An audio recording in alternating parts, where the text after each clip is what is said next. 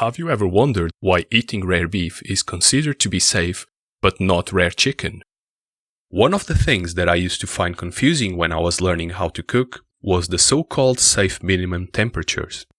At first, I could not understand why certain meats could be served rare, essentially still pink at the center, while others have to be cooked thoroughly.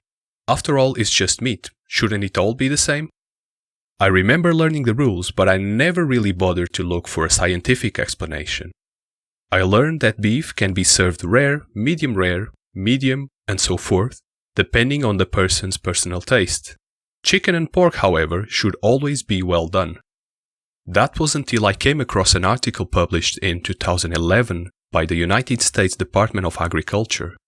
On May 24th, they announced some important changes in their recommended cooking temperatures for meat. And here's the one that really got my attention. Apparently, pork can, after all, be consumed without being fully brown on the inside. But how? How can an unsafe way of cooking meat suddenly become safe? So here's the basic explanation. First, beef can be served rare because studies have shown that bacteria, especially E.coli, don't survive the cooking process, as long as the steaks are untouched by any unclean kitchen utensil. This has been tested by the University of Nottingham in 2004. Second, chicken cannot be eaten raw due to the meat structure. Raw beef generally comes from whole muscle cuts, which helps prevent surface contamination. That doesn't happen with chicken. The only way to guarantee a desirable level of safety is by cooking it well.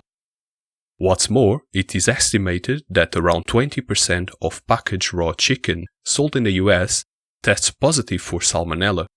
Let's say that the risks are just too high. So that's that. But what about pork? Surely the structure of the meat hasn't changed all of a sudden. How come the USDA lowered the safe minimum temperature? Apparently, that has to do with a considerable progress in the way livestock is raised. Before the introduction of modern farming and feeding practices, undercooked pork was a common source of trichinosis, a parasitic disease you most definitely don't want to have to deal with. Thanks to that, with trichinosis being so rare these days, no pun intended, the USDA now considers that pork cooked at 145 degrees Fahrenheit, that's approximately 63 degrees Celsius, is perfectly fine to eat. Before that, the recommended temperature used to be around 71 degrees Celsius. But does that mean I have changed the way I do things in the kitchen? Quite frankly, no.